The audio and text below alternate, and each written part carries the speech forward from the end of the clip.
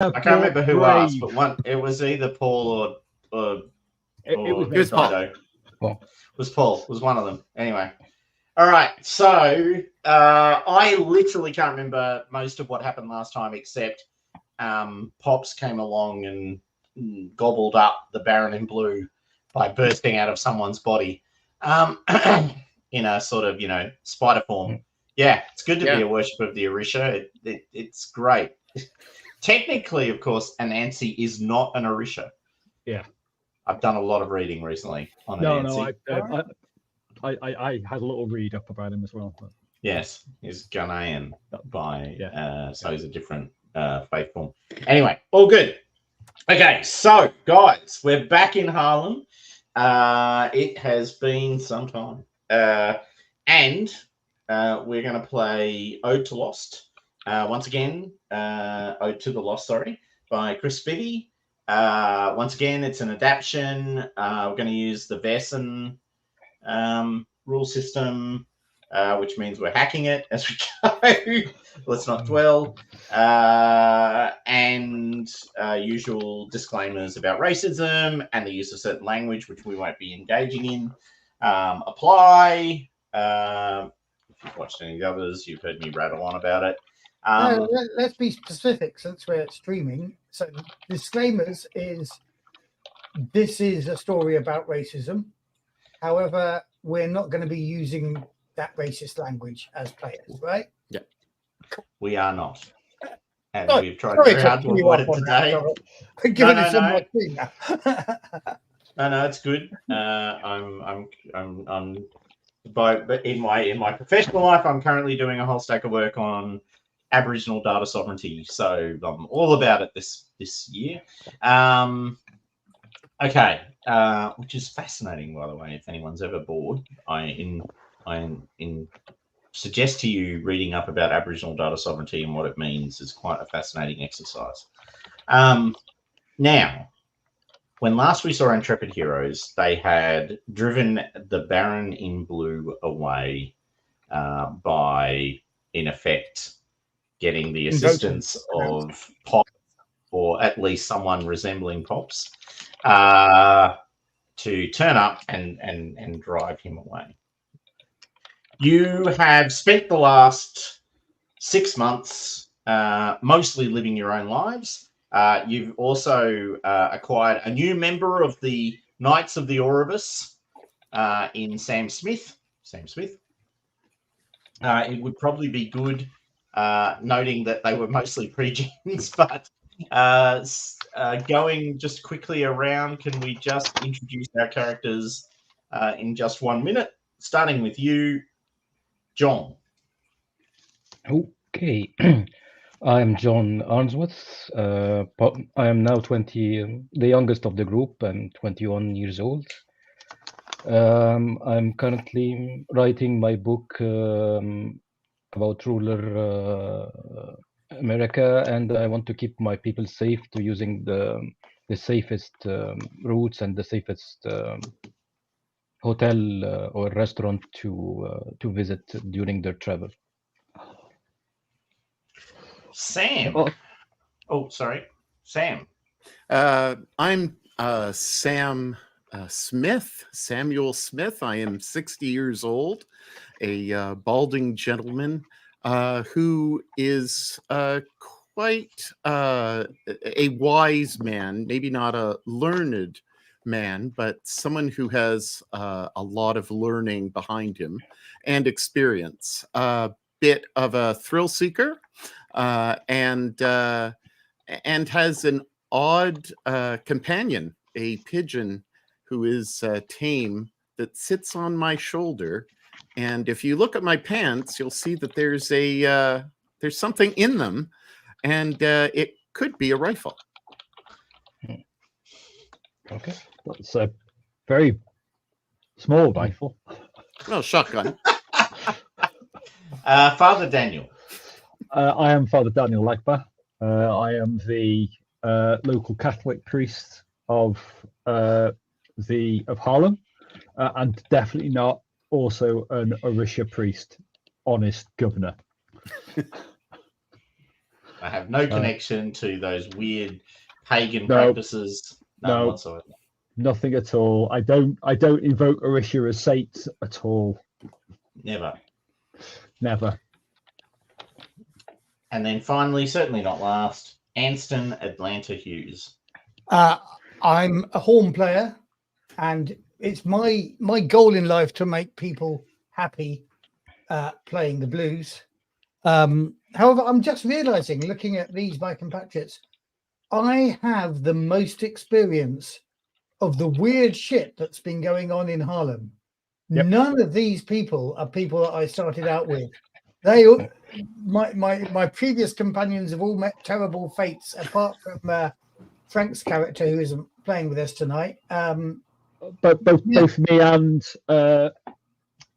Mohammed lost our characters in the first.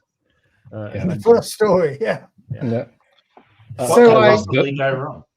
I was burned to death. And I was executed. For Yeah. murder. Yeah. For murder. For Yeah. murder. Yeah, and I shot Paul. So I am a survivor, and also I have the Ouroboros ring. Do we all have the Ouroboros ring now? I think Yes. we all do. I'm not sure about Sam Yes. Smith. I think we think we joined in the second mystery. Yeah. Yeah. So I'm feeling maybe I might not be quite as confident about making people happy with all the shit that I've seen in the world. And I found my so- notes of the last mystery, Excellent. and my notes for the second mystery. Oh, nice. I respect the note taking, the use of any medium to hand logic of that note taking. Okay, so so you have been working together for the last 6 months. Your most recent case, if you will, and the one that you met Sam on, involved some creature thing that was able to leave its skin behind and crawl around, draining the blood of the innocent. You're sort of coming out. You're literally coming out of the apartment block where you have just finished filling said skin with salt, which is a known solution for this problem. Having tracked down the skin, you've emptied a whole bucket of salt inside it and then sewed it back up. And the creature will not have a home anymore and evaporate in the morning light. I literally read about it in Unbound and thought, do I just completely change the module because that's a cool monster? And then I went, no, I won't do that, but I will use it as the intro. You guys are coming out of this apartment block, covered in sort of the viscera, if you will, or at least some level of viscera, because it's not pretty when you're, sewing up skins and filling them with salt. It can get messy.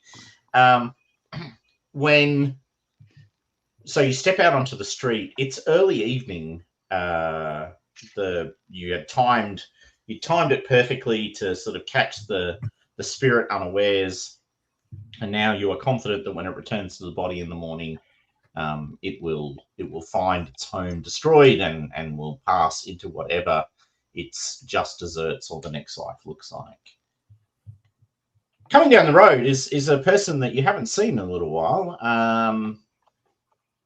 You haven't been to his barbershop in a couple of months. He's tall and lanky and sort of striding down the road quite casually. Father Daniel, you get a slight itching feeling all over your skin as he approaches you, almost like 1,000 little things skittering over your skin, just as a memory, as a reminder of the recent experiences that you might have had. Oh, hey, it's you. What a just on the road. That's amazing. Happens chance. I'm kind of instinctively looking around to make sure we're not actually on a crossroads. I know it's not Harlem in blue, but that was the different guy. No, there is no crossroad. Cool. I'm somewhat relieved. You're on a straight. What is it? A main road. You're on a main road. Hello, Pop, and how are you? I'm fine. I've been, sort of relaxing and cutting people's hair and, getting back into the vibe of things. It's, I felt a little spread out, a little, sort of stretched recently. So I just needed some time to sort of, come back together, relax, get back into the mode of things, get comfortable back in my body, that sort of thing. Yourself? Yes, we have been a little busy. There's been a certain something that has been causing problems in the neighborhood that we've just, we hope, dealt with. Oh, unfortunately. Yes. Well, Mr. Pops, I don't often go to the barber. I don't think we've met. I'm Samuel Smith. Have we met before? I don't think so. And I reach out my hand. He reaches out and shakes it. A man like you probably doesn't need my services as frequently as others. Well, I wish I did, but I don't. But it's nice to know that you're a good barber. I'm a very fine barber, as the rest of these fine gentlemen can testify. Yep, he's the best. Yeah. Although you have all been subconsciously avoiding his shop since recent past. Yeah, I'm trying to deflect it. It's not generally preferring human barbers. I might look at their hair and see that it is a couple of months shabby. Yeah, exactly. Kind of raise an eyebrow. There's more than one barber in Harlem. Don't worry about that. There is. I'm quite a dapper young man when I could afford it. But yeah, we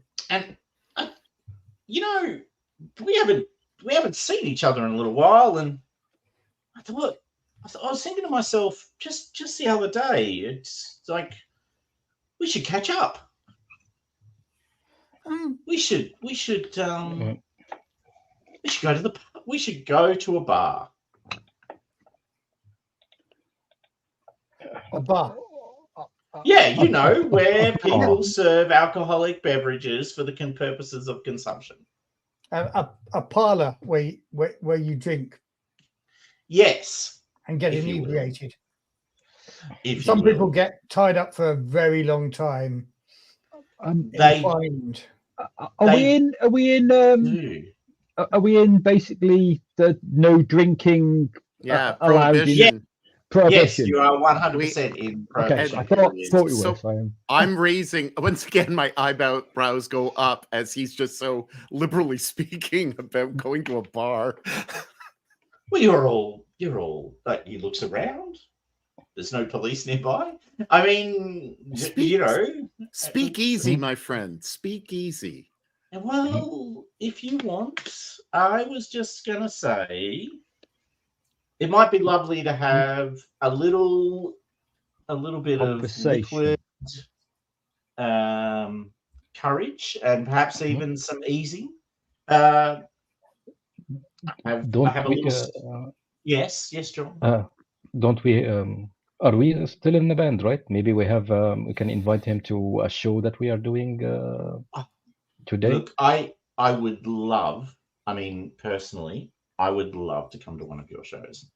But look, to be honest, I do need you to come and have a chat. There's just a little story I need to share, and I thought it might be useful for you guys to hear it, as they say, straight from the mouth of the storyteller. Mm-hmm. Do you have a, shall we say, in deference to Mr. Smith here, Do you have a parlour in mind, or can we take you to a watering hole of our own? Oh, as long as it's not too expensive, and as long as it's not full of high-end folk, I'm So, in for it. yeah. I'm always careful with my money. I will buy you a drink, Pops, if we go to a Well, bar that I could afford. That is very, very kind of you, and I will happily accept that offer. So perhaps we should. It's a good time, I think. Not too late, not too early. Care to show me the way, as they say? I'm just thinking, should I go to Queenie Sinclair's place? Do you owe her money at the moment? And more importantly, how much?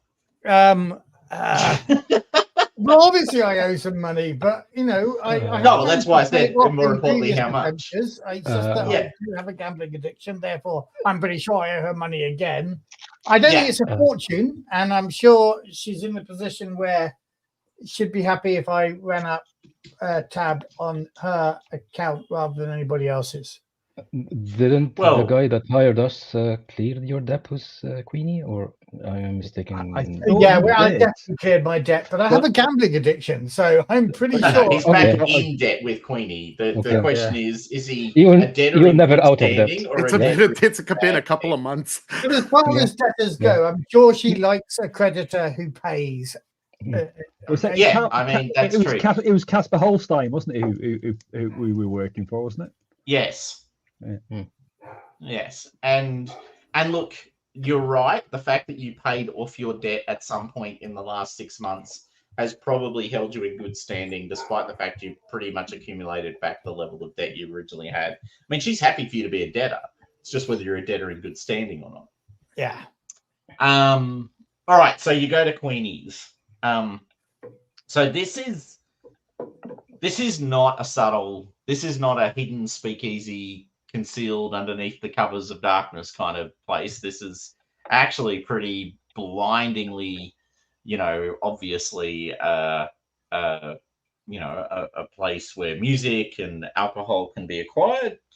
So there's musicians playing. You find yourselves in, a booth. It's quiet. Surprisingly, somehow the sort of sound is dulled. Various flavors of alcohol are served, and Pops looks at you all and goes, "Now, I'm so very happy you were happy to meet up. Now, I don't want to be rude, but I'm sure you understand that, well, you owe me." I knew this would come down to debt. I mean, you did certainly weave the Baron in Blue's story into a different chapter. Yes, and look, I don't want to be rude, but I feel like there's a bit of a debt owed, and I like to clear debts, and I like people to clear their debts with me. Now, you're currently doing a lot of floating around. I mean, I've heard stories, of course, of what you've been up to. So how about I tell you a little story? And then all you need to do is listen. As always. As always. Let me be clear here. Our debt to you is paid off by listening to your story? Absolutely. Never is. And of course, by buying you the drink I just bought you. Oh, well, if you want to include that, of course. I thought that was just a gift. Maybe it is. Maybe it is. I'm not trying to upset you. Him. I just look over at Father Daniel and I say, Father Daniel, you owe this man a debt? Like I kind of whispering. Yes, he was very helpful with a particular nefarious individual. Okay. Perhaps then we should listen to his story. Obviously, if Pops wishes to tell us a story, we should always listen to a master storyteller. Now, Yeah, and always keep vigilance. I would always suggest eyes on the back of your head. Sure. There is 4 of us. We do have 8 eyes as well, which is a surprisingly good number. Boom, boom. Now, boom, boom. Now this story it's an old story. I think that's an important starting point. And you might even know some of it. I mean, I don't know what stories you know.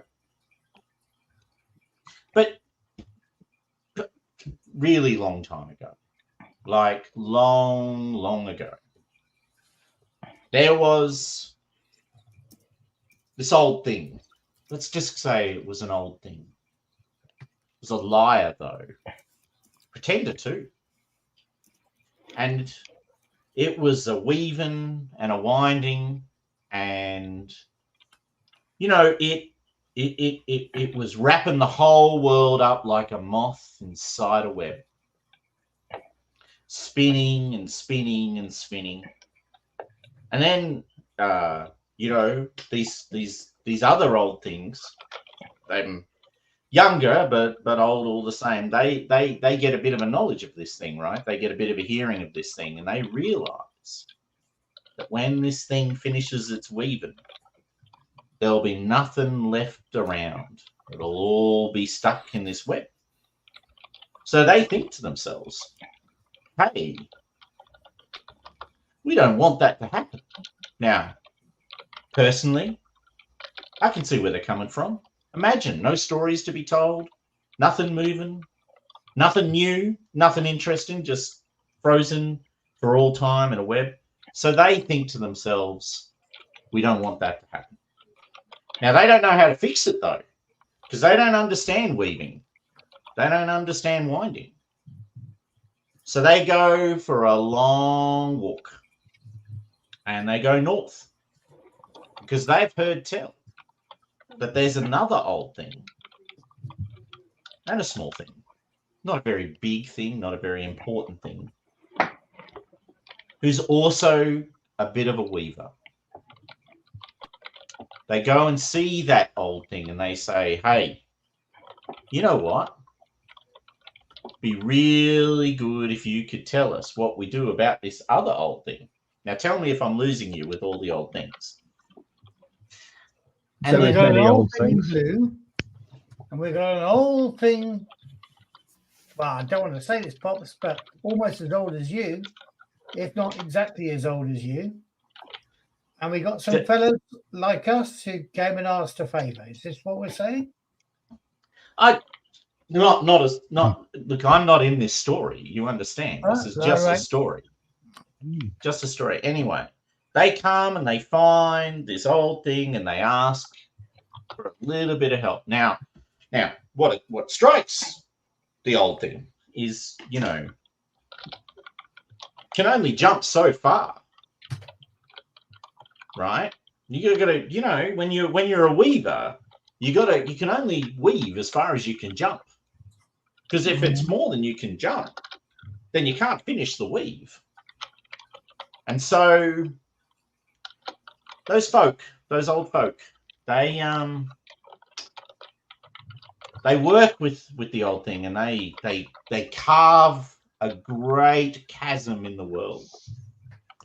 Now this chasm is big. I mean, so big that it's more than any old thing can jump. So big. And they carve it in two. And they take one half of it and they put it in one place, and they take the other half of it and they leave it where it was. And then, but you know what? That first old thing is not very happy with this. Gets wind of it, right? Hears about it. Now, Now, Pops, if I may, I'm an old man. My brain is slowing down. I just want to know, is this the old thing that's come up from the south? No. Okay, so let's just go back over it. So first of all, there's the old thing that's weaving the world. Yeah. Right? And then there's the old things that go from the south into the north. And then there's the old thing that lives in the north. And then the old things that go from the south to the north, they go and they listen to the old thing from the north, and he says to them, you got to split this thing. You got to make it so I can't jump it. I'll jump it. But there's a chasm. Exactly. They carve the world into two.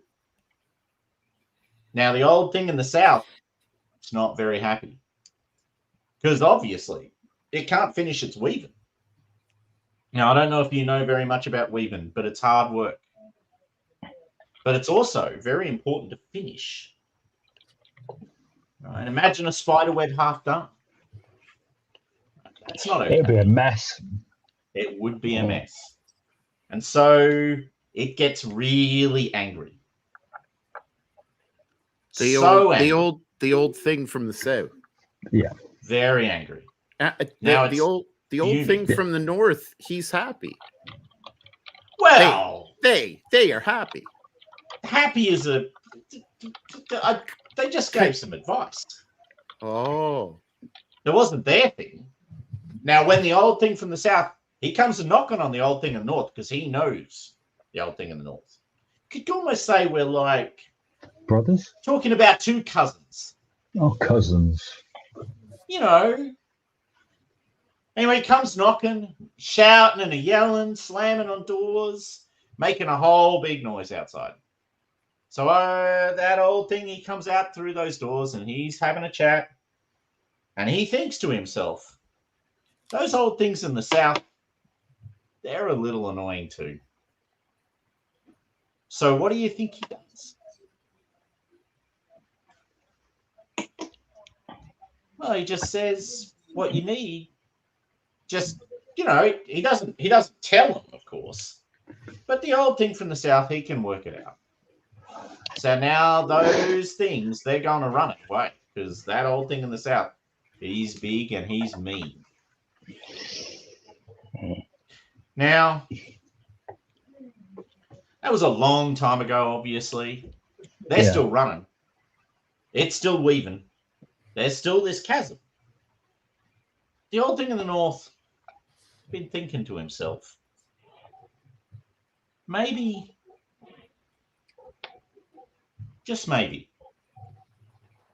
shouldn't have helped that old thing in the south quite as much as he did.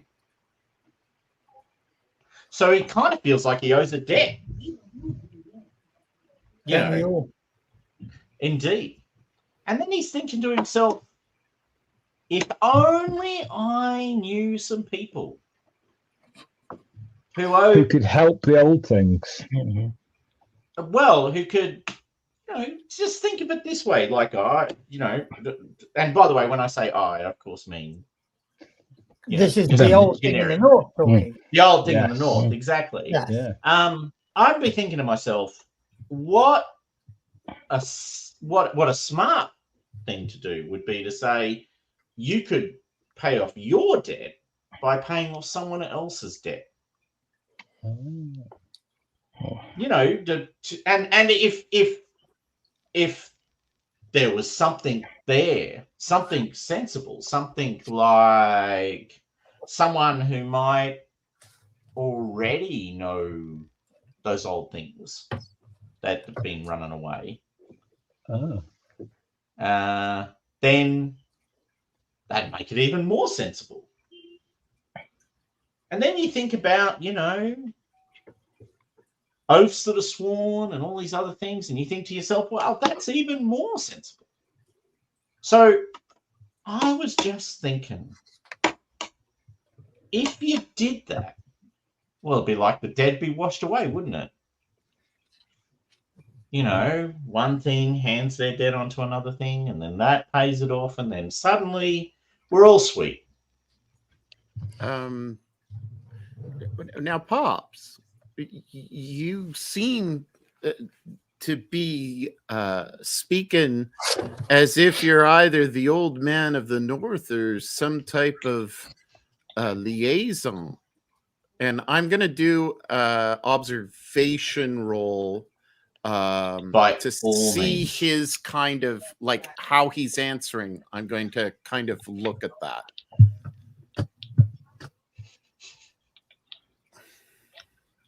And that's about what I expected. All right, so you make the observation roll, or rather, you don't.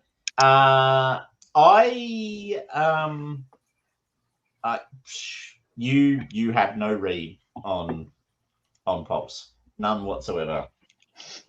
He could be talking about the weather for all the level of emotional sense that you're getting. Okay. You do get the distinct impression he's very good at lying, but that might just be a guess. Now, so I guess my question is, do you think it would be reasonable for one thing to hand its debt on to another group who already owed it a favor and get them to finish that up? In other words, that other group would need to help the people that came from the south to the north. Well, in this story. Yes. Well, I mean, obviously, yes.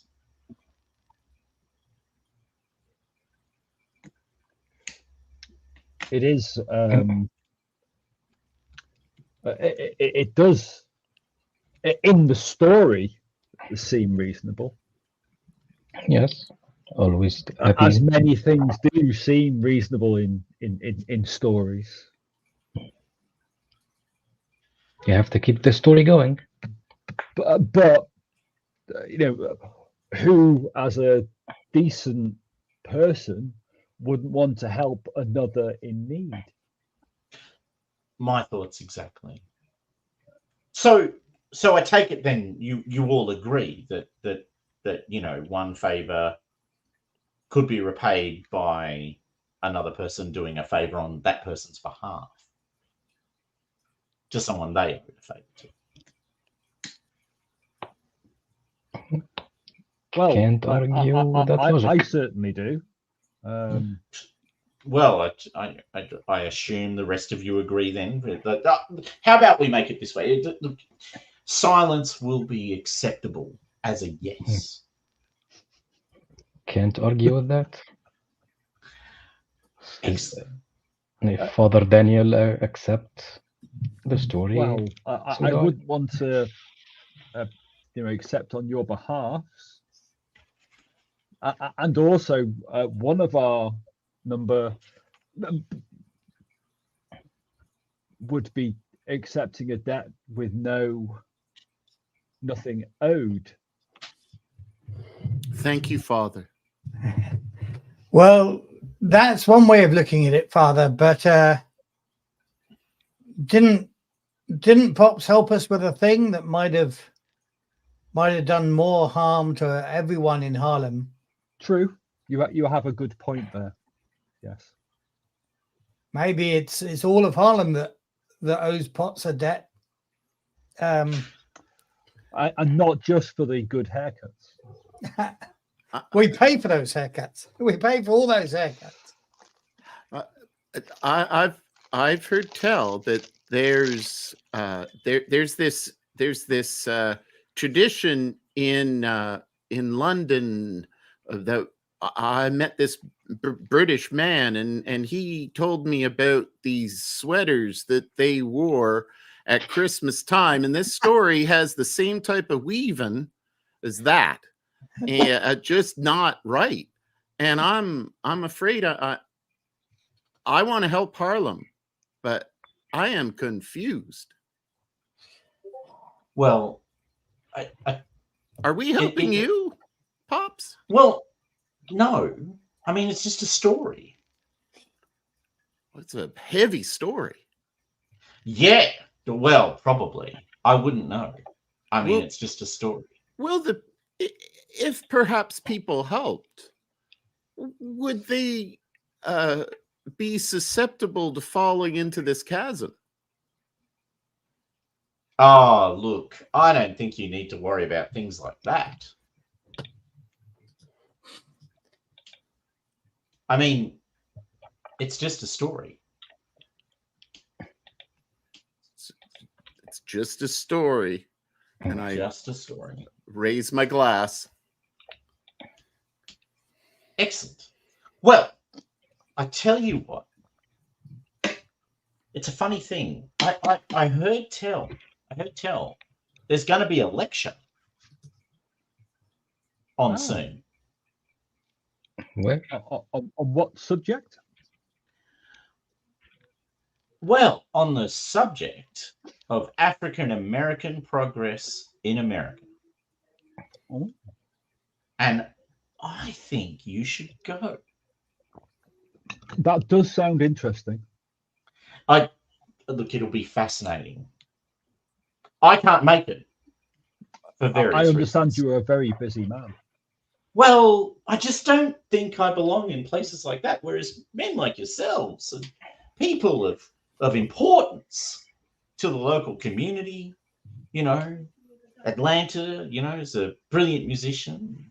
John's working hard to protect everyone in America from violence. And Father Daniel, you are a fine, upstanding member of the community. And Sam, you've got a lot going on. You've been helping people for a long time. You've been, you know, working when the police can't be trusted to keep people safe. I just think you're the right people to go to this type of lecture. And I don't want to get in your way. So how about you just go to this lecture? I think it'd be great. I've got some invitations which I acquired. You know, someone gave them to me. That's very useful. Thank you. It is very useful. And what I think would be great is if you could just go. So do we know the speaker? Do you know the speaker in the lecture? Oh, you'll know them very well. It's Alan Locke, quite a famous speaker. You know, very important man around town. Tells some great stories. So please do go. When is And Let my companions finish their drinks, because obviously Father Daniel has not had anything to drink here. right. Well, look, how about puts the invitations on the table? Yes, Atlanta.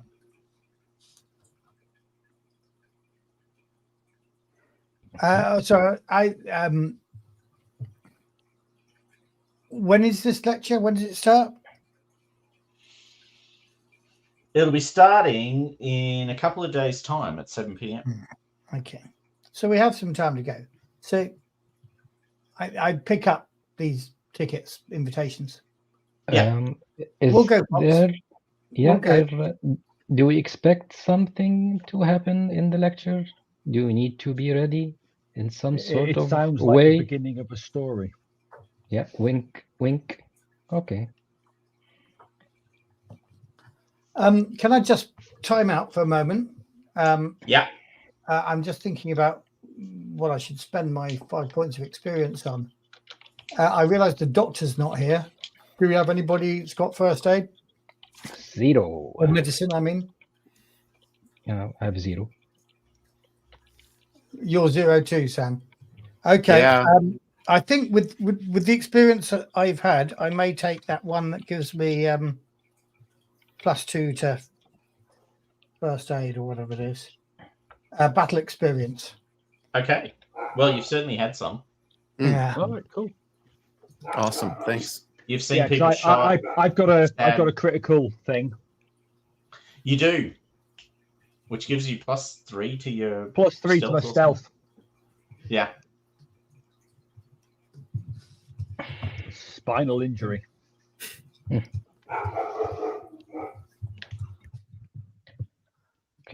Should we retreat to our headquarters? We still have the 369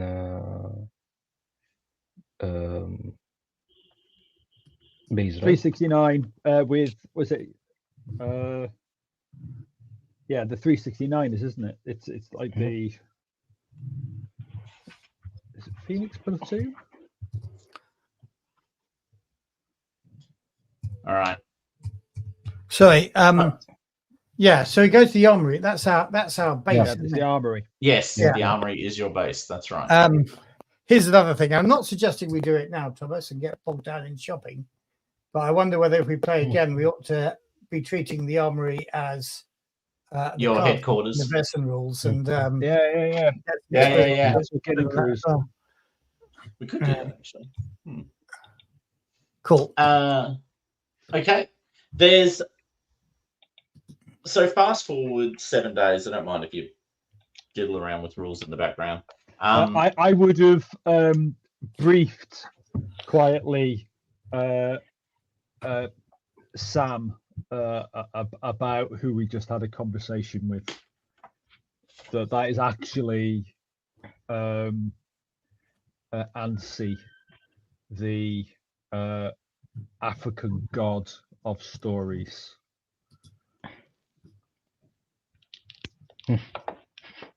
Which is why we had to be careful around him.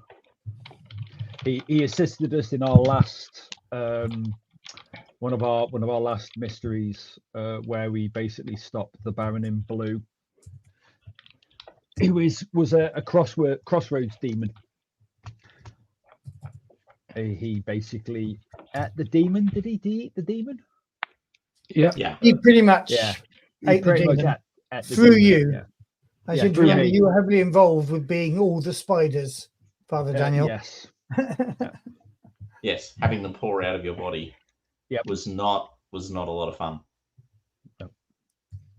And he gave a whole he gave a whole speech, as in the spiders did, gave a whole speech about this being a place where he's particularly powerful in that process.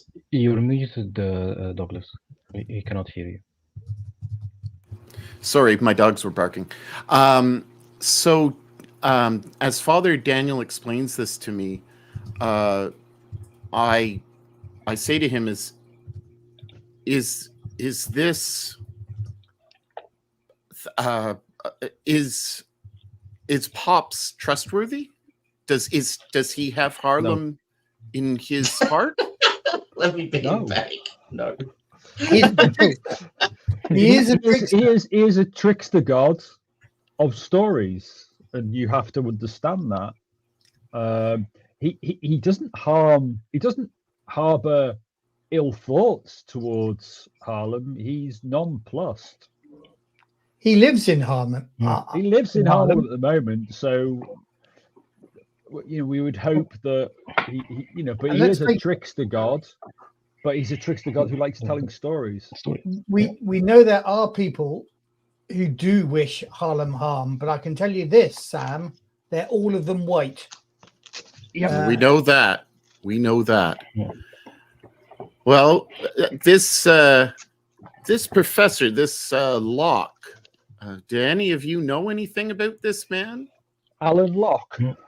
Yeah, you all know about Alan Locke. Oh, okay, we all know so about Alan Locke is one of the leading sort of voices in sort of the recognition of a different identity for African Americans. Alan Leroy Locke.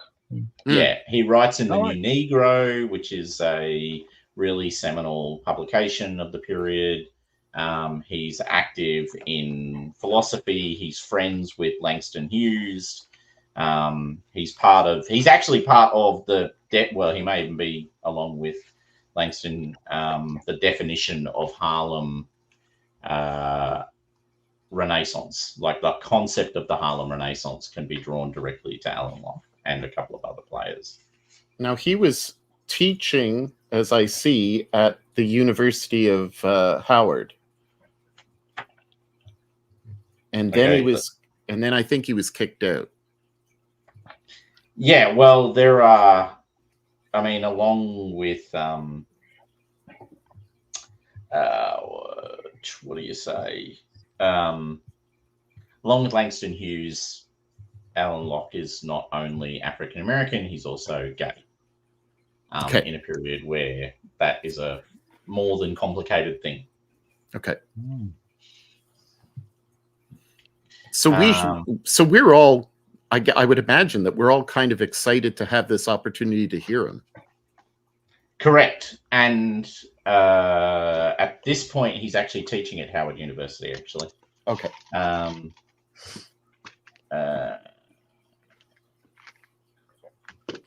Wow. Yeah, okay. I hadn't read that before. Okay, cool. So, yeah, I mean, he's W.E.B. Du Bois is the other guy. Okay. Yeah. Right. So, yes. So, you know him. He's probably one of the, definitively one of the leading thinkers of the period. And very famous, at least in Harlem. Okay.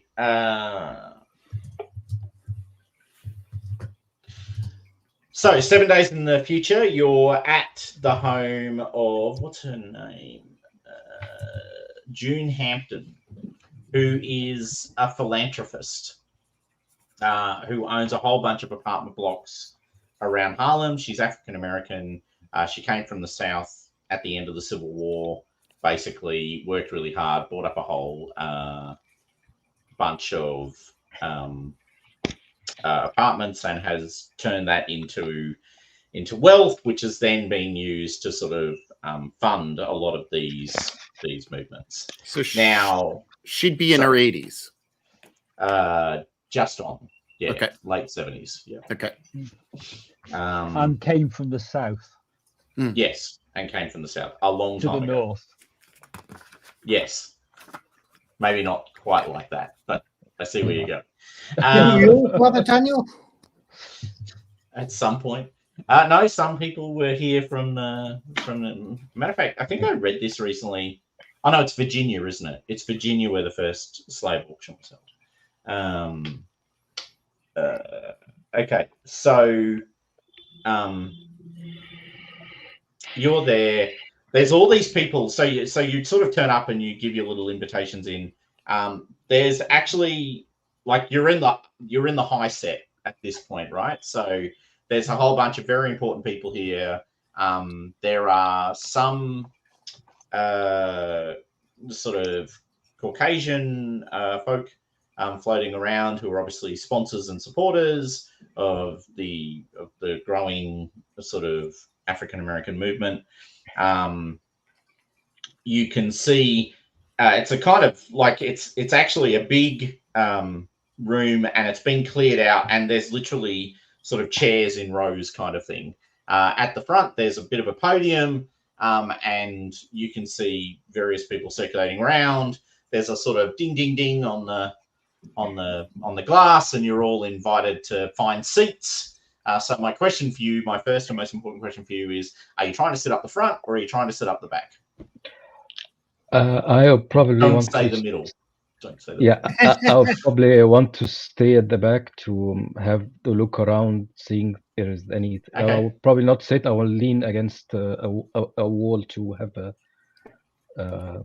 overview of the stage. I would wait to near the end to sit, and then sit in any available seat, not wanting to take anybody else's seat up who'd want to sit. Basically, Hilariously, you know what you're the only person in the group that other people in this parlor will recognize. I mean? Yeah. I'll be But sitting. I will be hanging back so other people can sit down, as in, you know, other guests can sit down, and I'll sit in any available spot. Right. And Sam? I'm going to be in the back with John, and I'm going to take a seat right on the edge where I can kind of get out, maybe to go to the washroom, or just like a quick exit. Okay, and finally, Atlanta. there are places where I'd be up the front, but this isn't one of those places, so I'm at the back. So you're sitting at the back. Yeah. I may not even be sitting at the back. I may be standing at the back, Along with John.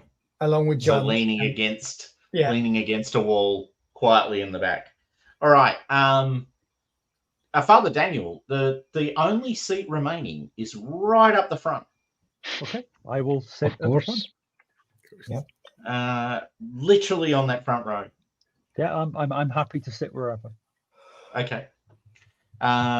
You sit down, and the person sitting next to you greets you. Hello. Greeting my son or daughter. No. Well, I don't think you use that language. Well, maybe you do. I don't know. It's a white person. I would still use that language. Right. Okay. All right. Okay. It's a very tall woman, and sitting next to her is also a very tall man, although somewhat more portly in stature than her. She's quite thin. Him not. They're both sitting there. You probably know them at least by name. So these are the Thwaites. They are known around town as being quite progressive and avid supporters of African American growth and awareness. Okay, so June, who to the point made earlier is almost 70 or thereabouts, is sort of comes up to the stand, to the podium, sorry. Friends, I just want to thank you all for here. Oh no, so this is set. Oh, sorry, this is set after he's been released. Okay, well, that's an important point. Friends, I don't think my guest needs any introduction, but in case you don't know, Dr. Locke, lately of Howard University, which we're sad to say released him from his position for teaching on the radical subject of race relations. And she smiles wryly at this point. There's a small sort of, ironic laugh that travels through the group. Mr. Alan Locke or Dr. Alan Locke, and Alan comes up. Thank you, and thank you, Miss Hampton, for inviting me to speak tonight. It is always a pleasure to be in such fine company. I trust the audience will be a receptive one. Now, for the first, the talk is scheduled for 45 minutes, according to the invitation you have. He begins talking for a number of you who may not be the most erudite or academically minded. He's talking about a whole bunch of topics that are in the New Negro. By the way, I am saying New Negro because it is explicitly the name of the magazine, just to be very clear, despite my commitment to not use that language normally. And to a large extent, it's very familiar material. Oh, we've lost Matt. Yeah. I shall keep an eye out. He will no doubt join. Does that mean we lost the stream? Well, no, maybe. I don't know. I'm not paying too much attention. I mean, I'm streaming, so it's fine. Others No, may not. it's streaming, still streaming. Okay. Now, after the 45-minute mark, and it's all been very academic up to this point, he launches into more extreme subjects, talking about the recent news of murders that have happened in the South, of a mob attacking and mutilating 2 young bellmen. I need not tell you the color of these young men's skin, he says. They were bellmen working in Mississippi, enticed into the room of 2 white women, and when discovered, well, you know what would have happened. Now, I am telling you, sorry. You can see John's face when you tell him, you see what happened. You know what happened. You see his face completely changed, and there is some sort of anger and regret in his face because of of the trauma they Yeah. had before.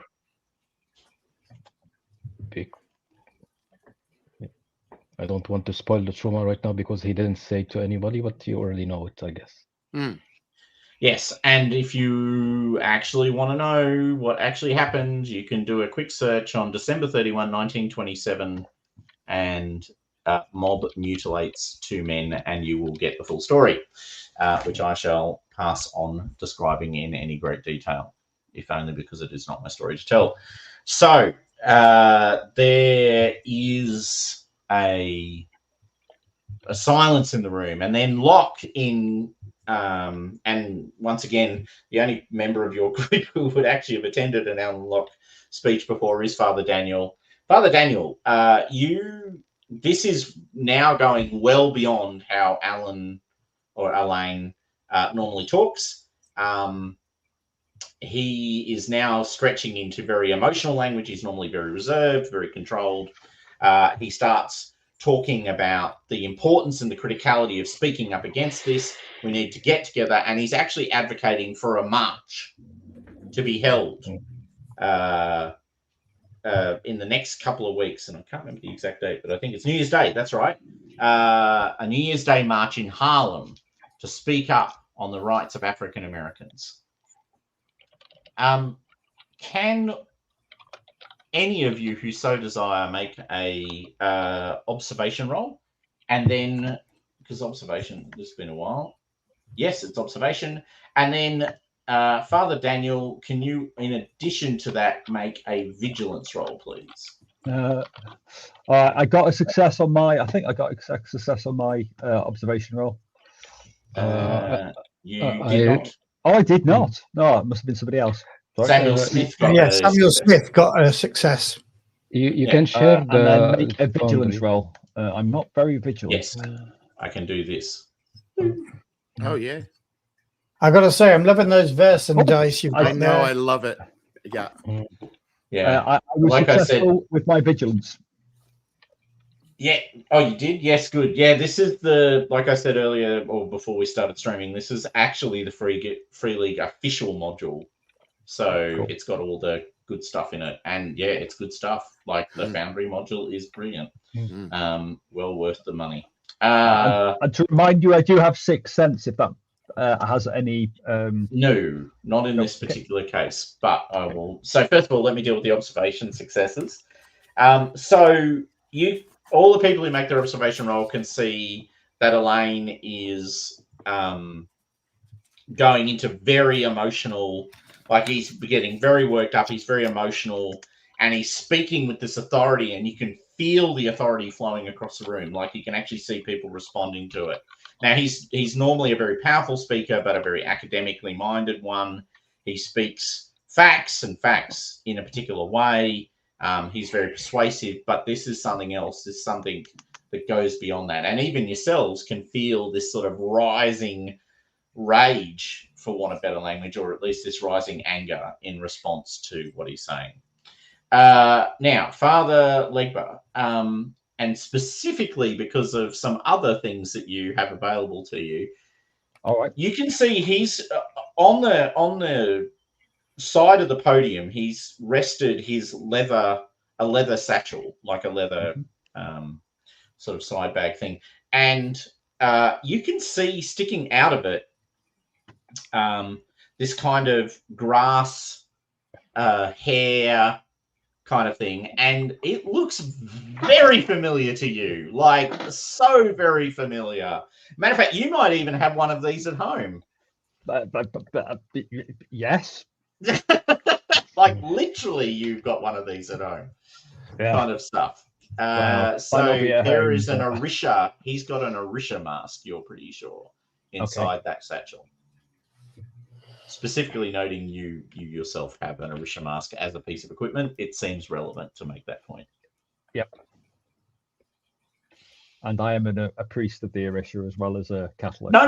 Remember, we described this earlier. You are not a priest No, of the I'm Orisha. not a priest of Orisha. Yes. Sorry. This was formally identified at the beginning of the adventure that in no way, shape, or form have I ever been or am likely to be known as a priest of the Orisha, nor have I ever applied Catholic synchronism or syncretism to the application of the identification of saints and marrying them up with local deities.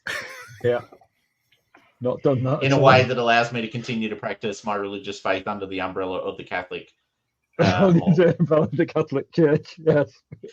I have never been a party to any of those behaviours, nor will I ever be in the future. No, that's definitely true. Yeah. Yeah. All right. So you can feel this rising thing, and actually, Father Leaper, you're an occultist, aren't you? Yes, I'm an occultist. Yeah. By template. I got medium and sixth sense and brave. Oh, okay. Make an investigation test. Okay. Not that good at investigation, but here it goes. Now the doctors are king on this one. Oh, nope. He wouldn't have got the roll. All right, no, that's it. Okay, cool. Can I see anybody in the crowd that is not what you call it, out of place, or maybe getting angry in the not common way during Dr. Allen's speech? Could you make a vigilance roll for me, please? Sure. Okay. Okay. Vigilance. Come on. Okay. Yes. There's a white man in the middle sort of row area who is seemingly unaffected by whatever is going on with Alan. Just nudge Atlanta and tell him to keep an eye on this person. Sure. All right. If I overhear that and well, you're all sort of clustered together at the back of the room. So could I do kind of an investigation of what I'm seeing? You could make an investigation. What are you trying to do? Because there's 3 different investigative skills in this game. I'm trying to do investigation. Okay. Oh yeah, I know the difference. You're familiar. Yeah. I'm very familiar with the vigilance. Oh. Vigilance is the big one. That's right. I forgot how good you were at this. Okay. Wow. Okay, so you don't just... So you recognize him. This is the white gentleman? The white gentleman. Who's not being moved by this. That's right. Okay, he works for the police. You're pretty sure. Oh. And you suspect, and you would be not surprised to discover, that a speech by a noted African American thinker, rabble rouser, who's just been released from Howard University for propagating complex social questions, might be exactly the sort of person who might acquire a degree of interest from the authority in this particular none of the officers. Is it the officers from the 30th precinct, or is it the officers, an officer from the 32nd precinct? Oh God! Now you're reminding me. Which one was the bad one? The 32nd precinct was because we got Grissom. Was the 32nd precinct the one with the actual Klansman in it? No, that's the 30th. Right, then it's definitely the 30th. Oh, okay. Thank you. Because we know that Grissom is a nice officer in the 32nd. That's right. Yeah, no, it's definitely from the 30th. Which precinct that we not invaded, but we marched? That was the 30th, because the 30th isn't actually in our jurisdiction. They're sort of on the boundaries of Harlem, and they came in and took over anyway. Yeah, you remember. Came in and took over an investigation. That should have gone to the 32nd. Yeah. So I'm gonna nudge. I'm gonna nudge Atlanta and say, "Do you see that? Do you see that that copper over there?" What you mean? The one that John pointed out, and so I should keep an eye on. Yeah, Yeah, yeah. I see him. He's trouble. Okay. We've had his sort of trouble before. What do you expect me to do about it? Leave the building? Because that is my gut reaction. That's my gut reaction, but I wanna march. I tell you what I'm going to do. This individual copper is here to spy on the rebel rouser, but I'm pretty sure he might be waiting for him to say the wrong thing, and then there's a whole bunch waiting outside. So I might just head to the door and take a peek outside the hall to see whether there's any shenanigans going on in terms of uniformed policemen in large number. So I have good news. There is not. Right. I will come back and report that to the others. But you now that you've got him under careful observation, every now and then you see him sort of opening up a notebook, looking surreptitiously around and making some notes. Oh, he's taking. He's just taking names. Do we think? Taking names. Yeah. Yeah. So I'm. So while he's doing this, I'm starting to get quite anxious, and I look over at John and Atlanta, and I say, my age has made my bladder a bit. So I'm just gonna go to the bathroom for a bit. I'll be right back. Be real quick. And so That's okay. I'm just feeling a bit of a chill myself. I just want to pull my hat a bit further down on my head. And maybe so I leave to go to the washroom, and as soon as, and then I come back. All right. So are you going away? Sorry. I am going. I'm gonna go wherever the washroom is on that. Yep. On that level, and and I'm just gonna keep an eye out, and then I'm gonna go to the washroom. I imagine that it's just one, it's like a private washroom. Yep. And I'll just go in there and do what I do. Okay. And you just can tell me when I come back. All right. So you go to the washroom. You've pulled your hat down and your coat, flicked up the lapels of your jacket to sort of cover your lower face a little bit more effectively. I'm generally assuming a hunched position. Yeah. I may even Brother have Daniel, of course, is completely unaware of this because it's all going totally. on behind.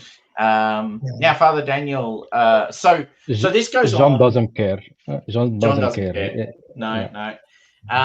This goes on for at least another 20 minutes, and then visibly exhausted from this powerful speech that he's just given, Elaine sort of rattles off to an almost incomplete ending.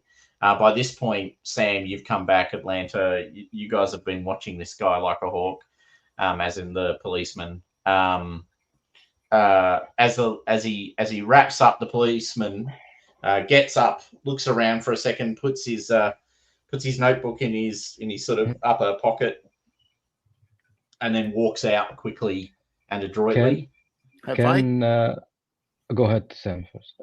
No, go on, John.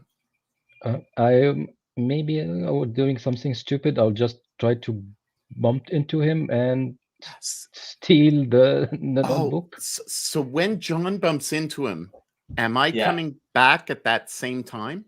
Sure. I'm sold.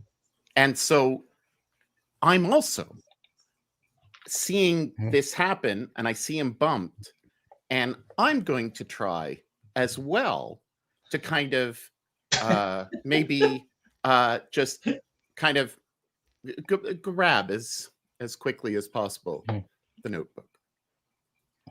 Okay, so just so it's completely clear in my head, you're both trying to steal the same object in the same moment. We're passing. Okay, awesome. I can't see how this could Oh, possibly go wrong. hold on. Is this the thing where are you saying John picks up the notebook, but immediately palms it off on you, Sam, so that if John gets caught, he's not going to have the notebook on him? Or are you saying you're both?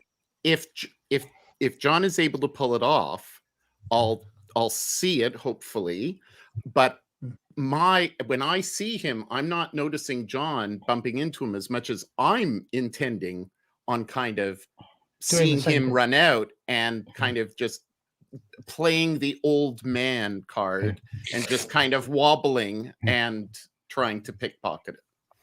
Okay, can I get I think it's going to be agility rolls. Yeah, why not? Agility. Agility, of course. Okay, each one will have a separate. Parkinson's was stealth. I thought it was stealth. Okay, stealth. I don't mind. 5 dice. Yeah, for sneak, you. pick locks, Thank you. perform card tricks. Okay. Stealth is. Because I'm specifically good at that. I've got 7 dice in stealth. So you should have been in the back. We will go for stealth then. Okay. Yep. Go for it. You go first. Oh! And then I'm gonna go. All right. So you can click on the chat to just we see the results instead of the actors in Foundry. I can click on the what?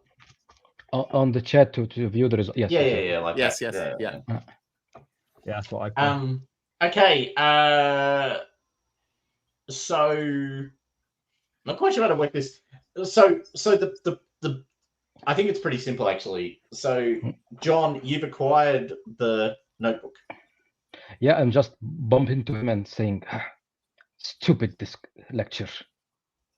No, he looks at you, very annoyed. Sorry, and sir. then sort of, I was. Watch where you're going. Sorry, sir. Yes. I was very mad about this lecture. It's nonsense that way he's saying. And looks at you strangely for a second. Yeah, whatever. Anyway, and then he moves on. At that point, Sam runs into him, but the book is gone. But Sam, you've kind of got your hand in his pocket, and it's empty. I would push Sam. I'd push that roll. Oh, okay. Because I did agility. I did agility to see if I was falling, because I failed. So I thought that I'd do agility to see if I fell.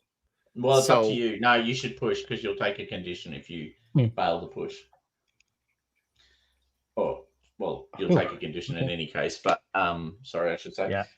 Okay, so you managed to not end up with your hand stuck in his pocket with him asking you why your hand is stuck in his pocket. You tap it and you realise that it's empty. Yep. And yes, John has grabbed it. Now, quickly, Father Daniel, are you doing anything? That's an important question. I'm going to be going up to talk to Elaine. Right. Well, he's very tired. He's come down off the podium. He's grabbing his satchel bag. I would basically step forward and hand him his satchel bag. And as I hand it, I will tap the mask and give him a knowing look as I pass it to him. Okay, you can make another investigation roll for me, please. Okay. Investigation. Rubbish at, but there he goes. Yep, 3 5s. No, really, Bullshit. I'm an Orisha priest, really. Really. So I wouldn't say that. I just tapped it and handed it to him. No, I'm more reflecting on your level of dice rolling. He looks at you and he strangely eyebrows raised. Sorry, can I help you? An interesting mask you have there. Oh, the mask. Oh, yes. It's from a friend of mine. Oh, really? Yes.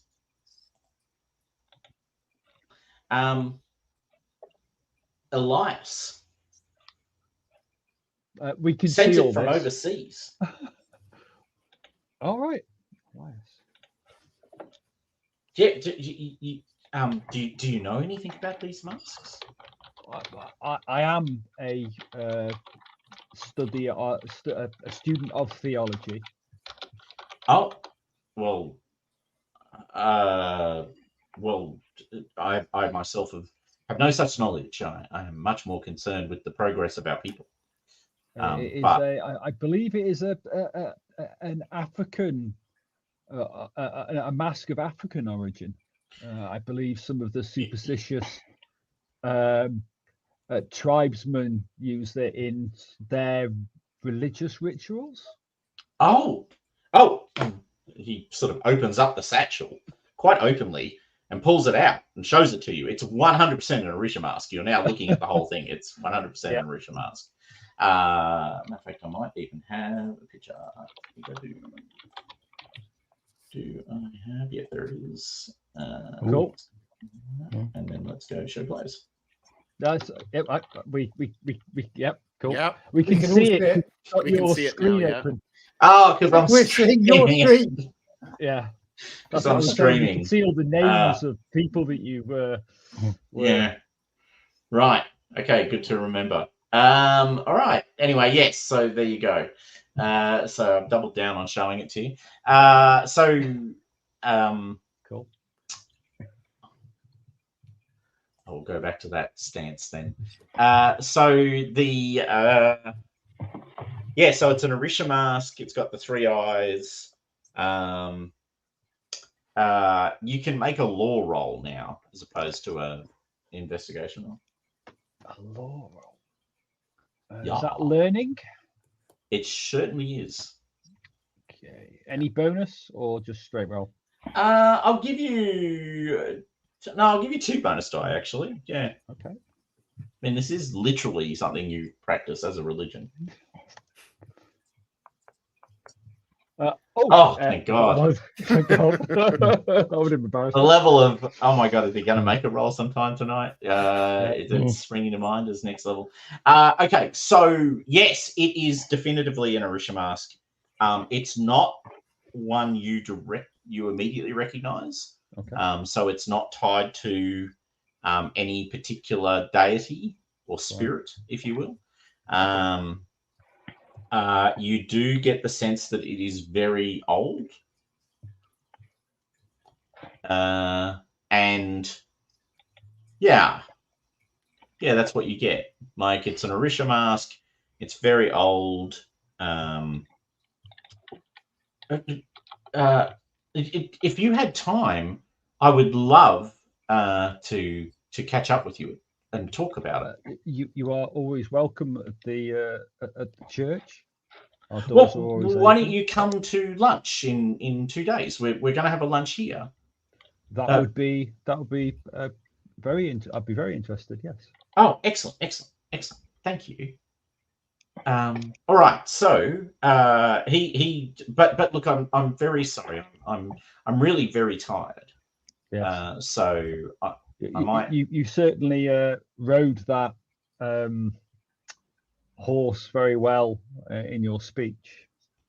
Yes. I've never felt quite so impassioned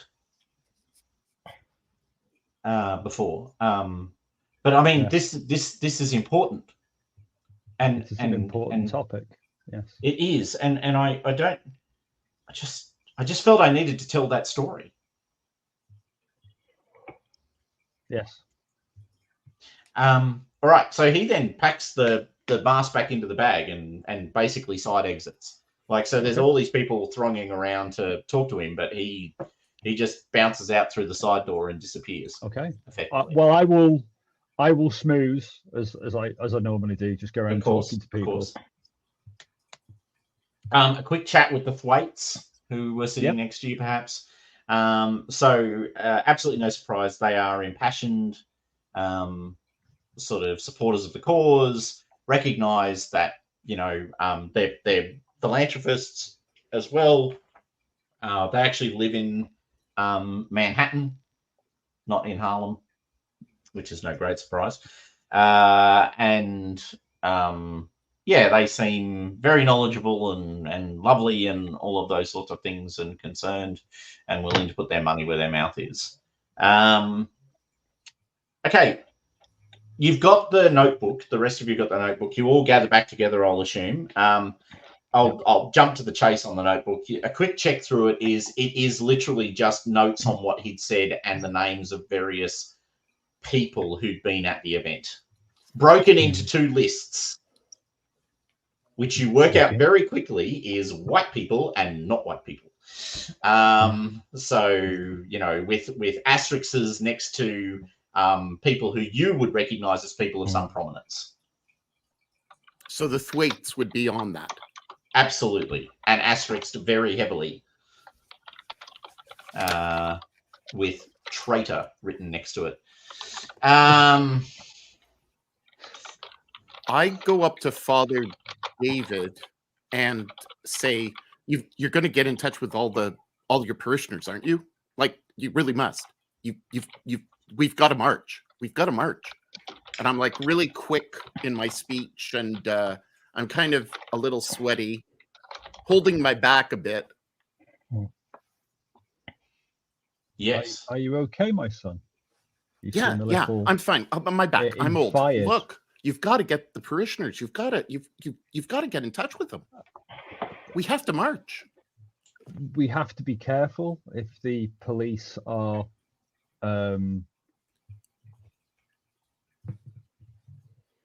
we do not want to give the police the excuse to fire upon an unarmed crowd, because they would.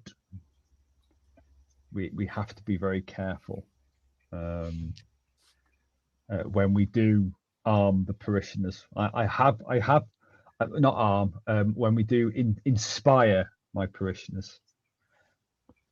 I think the last time we did so was to enable some of my parishioners to escape the clutches of the police when they were wrongly arrested. I was about to say, you literally led a march on a police station. I remember that episode. Yes, I was hoping for we have compliance. I know, and it's sort of it's still yeah. And I'm like, There was I'm people's just lives at risk at that particular point. and I just keep on saying that all of our lives are at risk. Every day our lives are at risk, but I'm speaking really, really quickly, and there's sweat pouring down, and I'm like really dogged about this. I'm a little concerned. I ask if you need to sit down and have a drink of water. Water would be good. Yeah, water would be good. I'll bring it to you. I'll bring it to you. Just calm down. I'll bring it to you. I have no medical skills, so I don't know that Sam is hopped off on some sort of drug or other. Because I have no clue. I feel like Atlanta knows absolutely, though, that is a man who is clearly on something significant. Yeah, I was about to say much the same here. Do you want me to make an observation roll? Can I work out what it is? You can, for sure. I think it's opium, but John is too innocent to notice that. Father Daniel just doesn't know. I'm just going straight observation here, and I cocaine. Oh yeah, of course. Rapid talking. Rapid talking. Not opium. Slacking off. Yeah. True. Yeah. It's not the relaxed mode. So you guys. So I guess the question is, there's the offer of lunch in a couple of days. Floating around. Tell everyone about that, and also the fact that because they all know that I'm not an Orisha priest. Not. Yeah. Definitely not an Orisha priest. That he had an Orisha mask an old Orisha mask in his bag. I don't know if does anybody heard of Elias? I didn't catch his second name though, but Perhaps He didn't give you one. No, Yeah. that's what I'm saying. Elias. I've From not heard of overseas. an Elias, so but it is Elias that sent it him. So I will get you if you make a learning roll, Father Daniel, and anyone else, but everyone else you need 2 successes. Father Daniel only needs 1. Okay, learning then. Oh, I'll make a learning roll. I won't get anywhere with it. yeah, same. I Yes. only have. Oh, Father Daniel got the 1. I got 1, but not. You're just not in the 0. right circles. I was applying the not in the right circles penalty. All right. So Father Daniel, you're pretty sure he's talking about Elias Jackson, who is a somewhat famous explorer who has spent a lot of time in Africa. Right. He's African American himself, and he goes to Africa a lot and explores sort of, where we came from sort of stuff. Yep. And to your knowledge, quite famously, a very good friend of Elaine's. A good friend of Elaine. Oh right, yep. So somewhat older. So Elaine is in his mid-20s by this point. Elias Jackson is About 30, he's 40s. Probably 40s. 40s. Because he's 85. He was born. Yeah. Oh, And sorry, I know my that apologies. I was born in 67. Sorry. I think. They met when he was younger. My apologies. Okay. So so anyway, so they Elias is a somewhat famous explorer. He's written tracks on where we came from and all of what he's seen and what he's heard. He's sponsored by various philanthropists, and you would guess he's actually the person who sent the mask. Right. Okay. I think it was Elias Jackson who sent the mask. Or have I got it? Yes, Elias Jackson. Yeah. So, Daniel, do you think Elias Jackson knows the significance of that mask? Is he, shall we say, a priest? Not like you, not a Catholic priest like you, but an old style priest, or has he picked it up there and doesn't know its true meaning? Quite possibly. Because you don't think, oh bloody hell, I've forgotten his name. Isaac? Did we just go in here talking? What was his name? Elias. Elaine Locke. Elaine. You don't think Elaine knew the significance of it? I don't think so. It's a very very old mask, and not specifically tied to one specific Orisha. So I'd like another look at it, but he has invited us for a meal in a few days, which would be interesting. I look at. I've got to say, go on. As you're staring at me, I nod at you and I say, only that speech seemed to have a mighty powerful effect on a good number of the audience. And I'm not saying it was a bad speech. A lot of truth was said, but it had a mighty powerful effect. And I looked significantly down at wherever you keep your mask. If you get my meaning. And also, he was extremely tired after it, like he'd been ridden by something. Oh, will it consume him? Okay, I don't know. What's the connection between this speech and Pop sending us here? Pop's obviously, perhaps this mask might be linked to the old thing down south. The thing from the south, yeah. Oh. I've got to say, that's my feeling. So the south. And I ain't clever like you, Father Daniel, but that's my first thought, is that maybe... I'm sorry, you do yourself a good... You do yourself a disservice, Alanta. Yeah, I'd say I get so confused talking about this sort of stuff. But what I'm saying is, we might be here to help the man. We may not be here to help the spirit that is riding him. So from the south, Which might is going not- to be an awful fix, because I can defeat the ghosts of Germans. I can,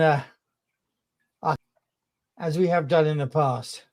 But I'm not sure I could defeat somebody who's calling for the people of Harlem to rise up against the oppressor. Don't forget the mafia. We also, well, you also dealt with the mafia, I believe. I certainly don't want to mess up with. Is it, what's that man's name? Spinelli? I forget. Yeah, It was Spinelli.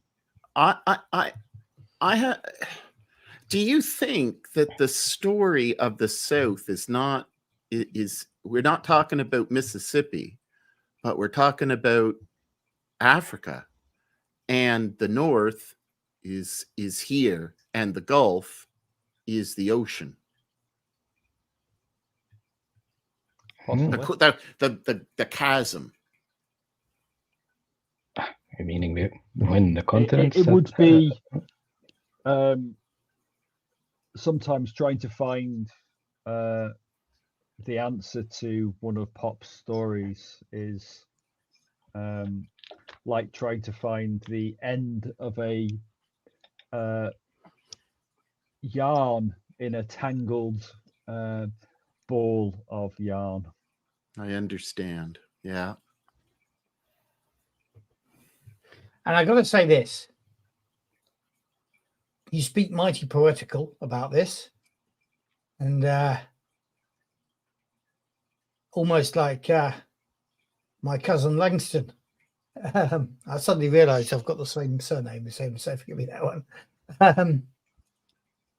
But I find it easier to believe that if there's evil in this world, it resides in the south of this continent than it resides back where we four all came from.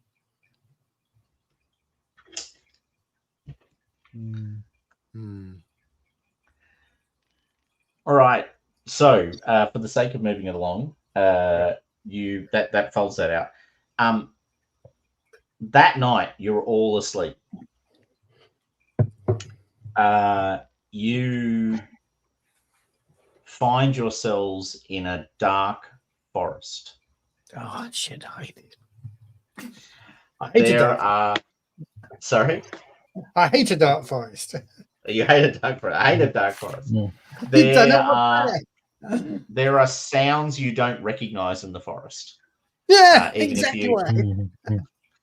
Even if you yourselves have been in the woods before, John, you don't recognize the sounds. There are noises you're just not familiar with, and it's a creeping darkness.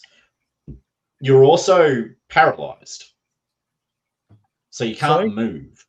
You're paralyzed, like you're standing still in this forest. You're paralyzed and you can't move. Creeping out of the woods in front of you, out of this clearing, is this thing. It's bloated and fat. It writhes. Its body moves like a maggot on these two giant stumpy legs, but its whole body sort of writhes and twists just the way that a maggot does. It's got this glistening grey skin, similar in nature. Like the whole vibe of the thing is like a maggot with two big fat stumpy legs and these two big fat stumpy arms coming out of it.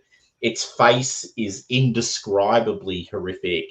There are these black beady eyes glittering in the darkness and this mouth with all of these tentacles coming out of it, writhing and moving, and it's sort of snuffling around on the ground as it sort of It's kind of, you can see its tentacles kind of scattering out from its mouth and rolling along the ground and then coming back into its mouth, and it lifts its head into the air and sucks in all of its tentacles and shakes its head and then shakes its head again and then bows its head back down, and it's moving closer and closer to you while you stand there paralyzed, unable to move. Could I get a fear check from everyone, please?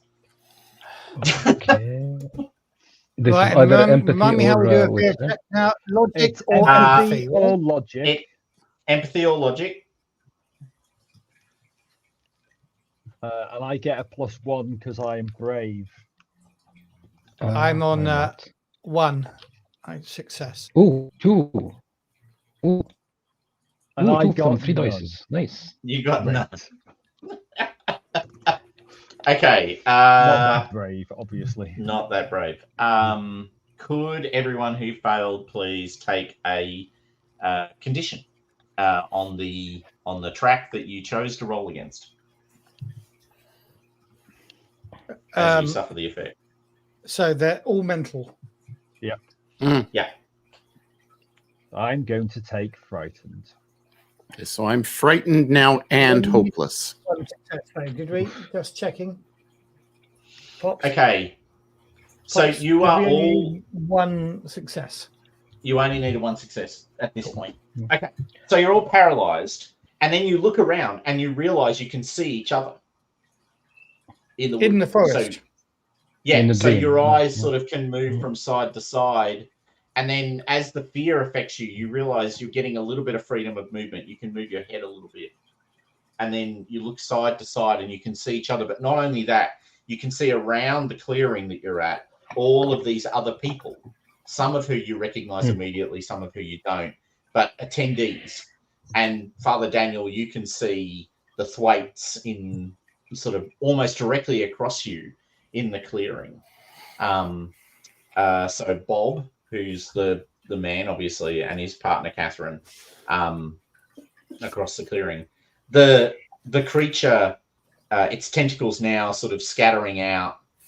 One of the tentacles wraps itself around Bob's foot and comes back into its mouth, and it sucks it in, and it looks around in the air, and then it snaps its head directly in the direction of Bob Thwaite and shuffles directly across to where he is, and it reaches out and embraces. As he does, his head can I talk?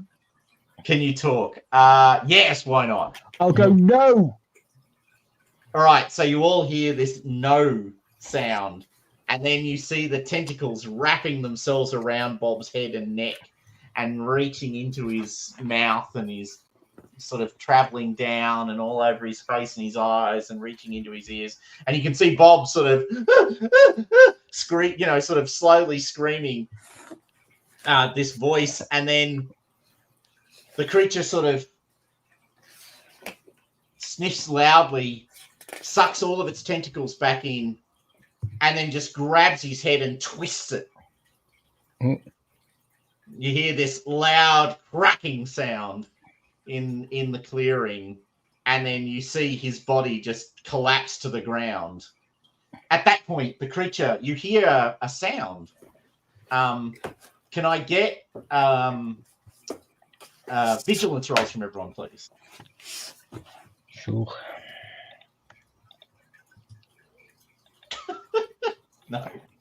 No. Yes. Ooh. Someone got a yes. Yeah, I got a success. Yes. All right. Only had 2 dice. Armsworth and Atlanta.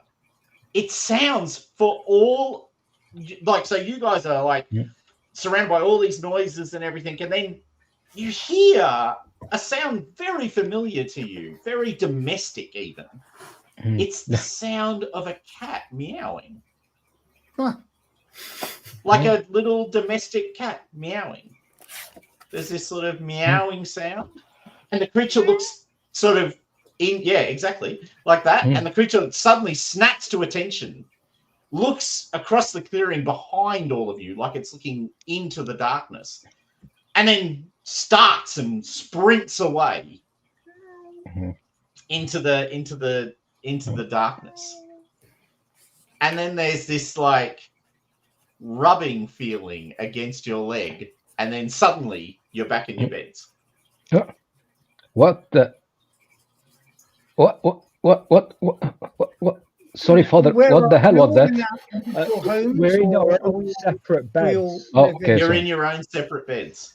Okay. Yeah, but do we all live in the armory now, or Well, I can't don't. imagine that do Father we have Daniel does. homes? Yeah, Although I John probably sleeping in Arnsworth the army. might, because it's cheaper. Yeah. I live in the rectory. Mm. Or And whatever. Atlanta Yeah. lives in the armory. Where does Sam live? I probably, I've known these people for a while, but I probably still have, I'm kind of a boarder in someone's home, maybe a On a basement. front room border or something Yeah, like that. yeah. Yeah. Mm-hmm. Okay. Yep. So that's how you wake up. So Can we'll we all assume see you the get cat? together the next morning. We'll assume you get together the next morning so that you can all be participants in the conversation. Did I see the cat when I woke up, or? No. Okay.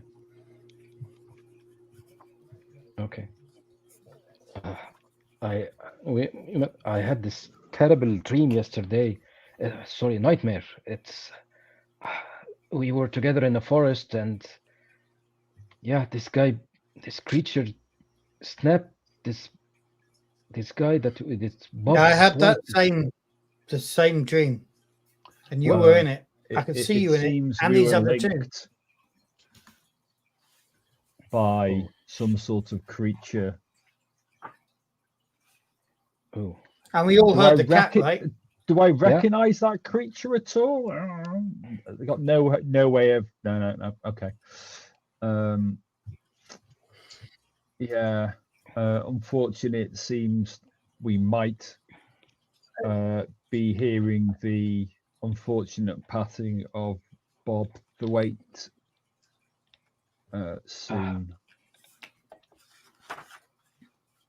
these words, the people that attended the lecture, That were The- affected by the inspiring speech.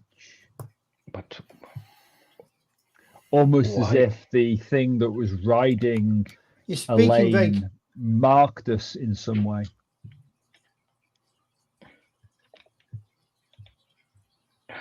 I don't know. Marked us.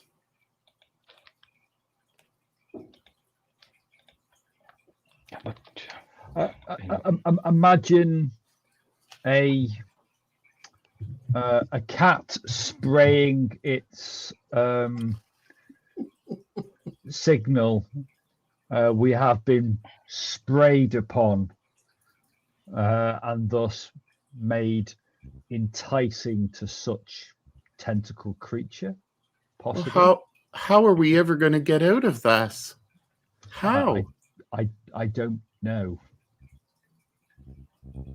and why? Why? Why does anything eat other things? I get it, but why Bob?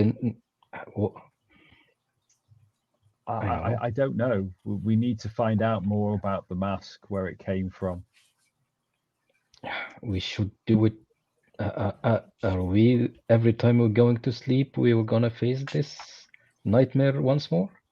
I don't know if I can do it every Possibly, night. I would go to the local Cats Protection League. Yeah. Because the creature certainly did not like. It might be a specific cat that it doesn't like. Right, now hold on. So John and I heard the cat, but we all felt the cat, right? Yeah. Yep. Or have we, John and I, just No. told you? Yep. No. You all felt the cat or cats, But we perhaps. didn't. But we didn't all hear the cat. No, because you couldn't make it out against the background noise. Okay. But that's There's more all of a sorts of weird noises. literally a hearing thing, not a specific thing. So we understand that this creature is kind of afraid of cats. but I don't know. We don't own a cat in the armory. I don't know. Oh no, I you definitely wouldn't- have cats in the armory. That is where- absolutely true. There are cats in the armory. Okay. It's a big building. There's lots of rats. You've got cats. And I'm saying to everybody, I'm afraid. I'm feeling like I can't go on.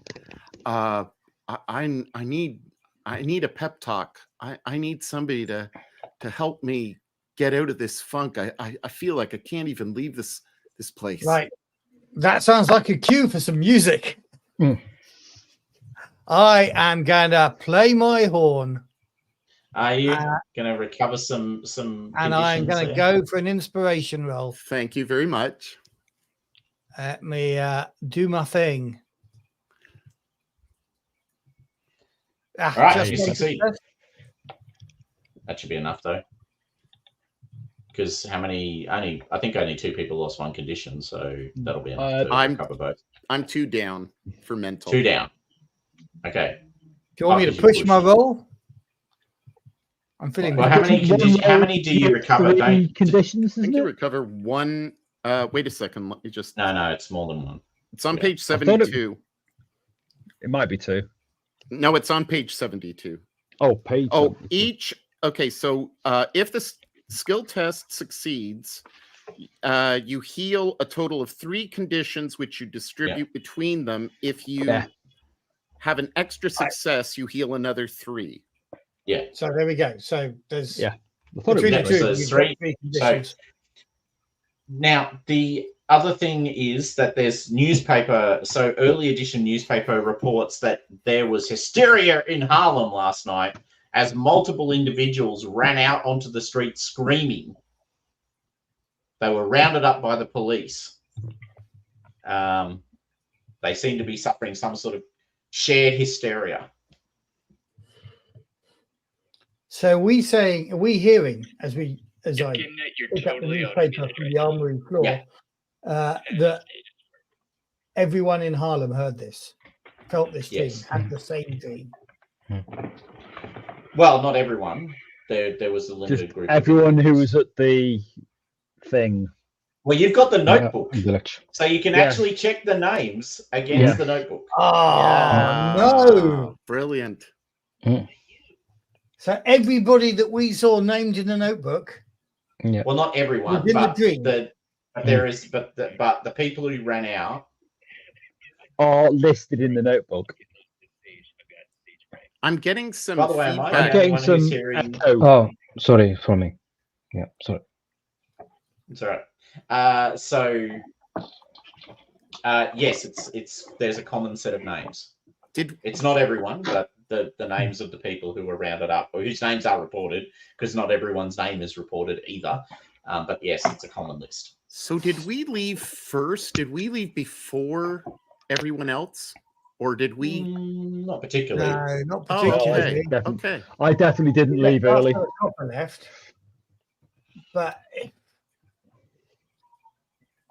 it sounds to me. I guess that those Ku Klux cops are invoking some magic spell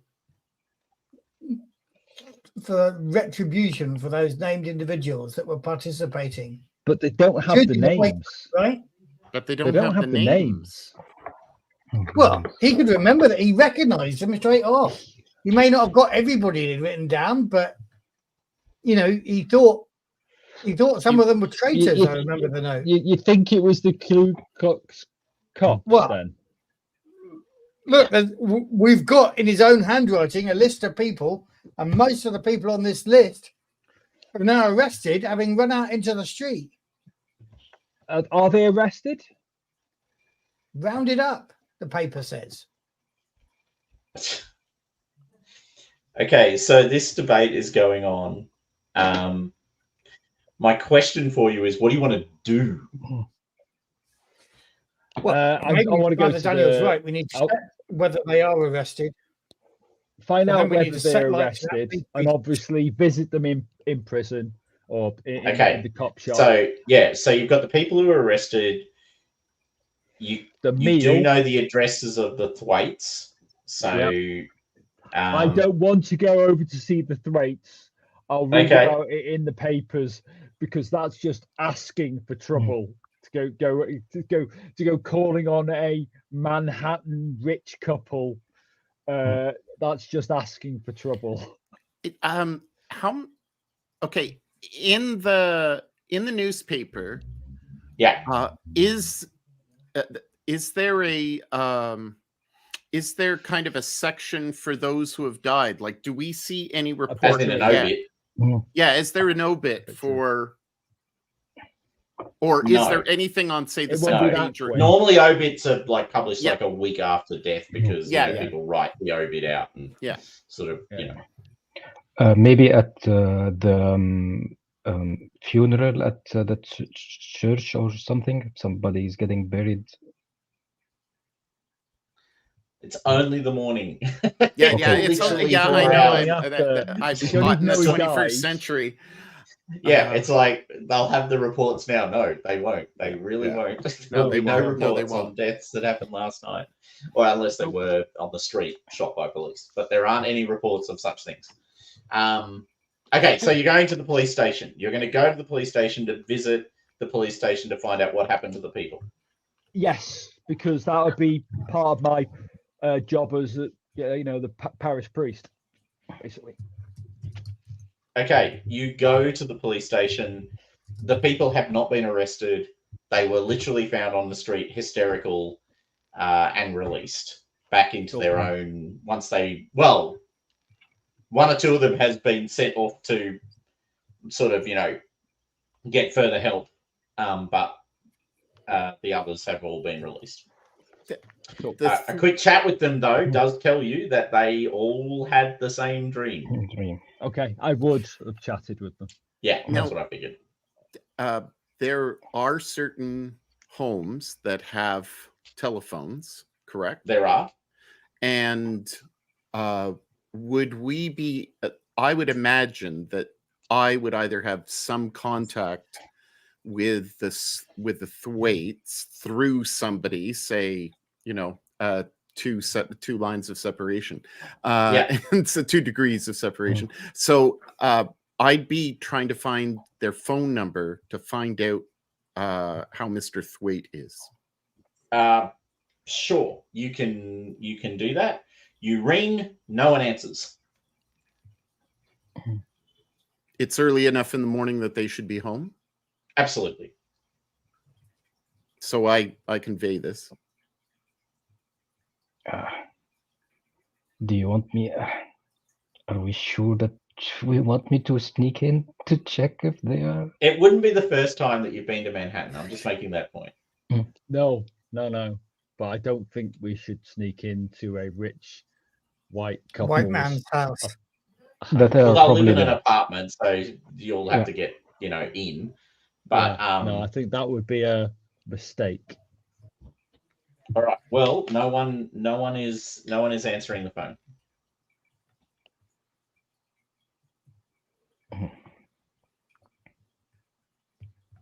And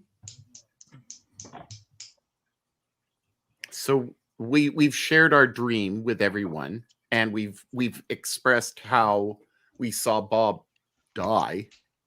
Yeah. I guess I look at John and I say, "Are you concerned?"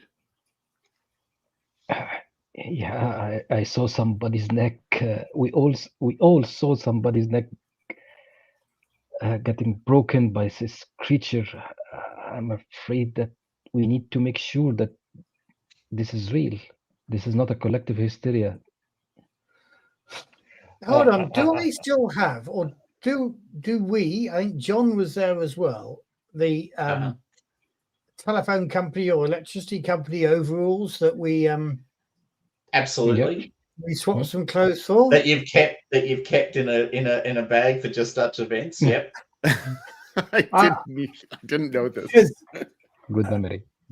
Nobody questions a municipal worker when he's black in a white area. Yeah. So no. Maybe John and I could go and check the house out. All right, so we'll snapshot across to that if that's okay. So you guys put on the overalls. You, as expected, are able to get into the building because you go through the appropriate entrance. You've got the necessary, box of tools. You've been here before, Atlanta. You've had to tell this story before. What is your explicit explanation to the, so you are asked, what's wrong? What's wrong? Well, I think the electricity company have had complaints that leak. maybe there was some weird side effect of people's houses that gave everybody or gave a number of our customers bad dreams last night, and we're obviously our bosses can't deal with all of them, but the most important customers, we've been asked to go and just see whether there's anything like short circuiting and creating some sort of weird magnetic effect. First off, wow, really? I had no idea that radiation from wires could cause that sort of injury or illness. It'll be. I might write that down somewhere so that I remember that for future. Yeah, reference. Be careful. Be careful. And thus began the journey towards. Where did that rumor start? Like 1985. Now we know. Now we know. Well, you should definitely be checking out the Thwaites. Like, so I don't want to speak rudely, but some of the neighbors were complaining about screams coming from their rooms last night. Oh no. But then they went quiet, and no one wants to get involved. Obviously, so we're speaking to the super here. In this is an the bellhop or whatever it is, the person at the front. Well, no, we're not the front. The concierge. You're talking to the concierge, right? Okay. Well, if you think we should check their apartment, then we should check their apartment. But do you have like a master key? Or landlord's key or something? Yeah, of course. Yeah. Take us there, sir. Yeah, I mean, no. Good. So he knocks on the door a couple of times. Hello. No one answers. He goes, they must have gone out, but I didn't see them. But anyway, he opens the door. Are you guys going to be long? Well, should I wait here, or will you come and get me? Now, I don't want to make you responsible for letting a couple of black people in the house. So come in with us. We don't want. No. He's like, he doesn't want to get in trouble. Yeah. But equally, he's saying, "I'm keeping an eye on you, though." That's good. Come in, and just keep an eye on us. I'm sure the Thwaites won't mind. Okay, so you go into because I'm wanting a witness when we discover their dead bodies. Yeah, that's right. Exactly. All right, so you come into the rooms. There's it's a big apartment. There's no particular there's no evidence of any violence. There's no evidence of anything thrown around. I assume you sort of check through the house looking for that electrical fault that you're looking for. You come to the some light bulbs and yep, and then screwing them I'm back just in. knocking with my. Oh, you're knocking on walls. Excellent. Tap. Nice, and flicking on switches and not going at any point. Wow, this is really impressive. All right, so you come to the bedroom. The door is open. Lying on the bed is Bob. Now, he has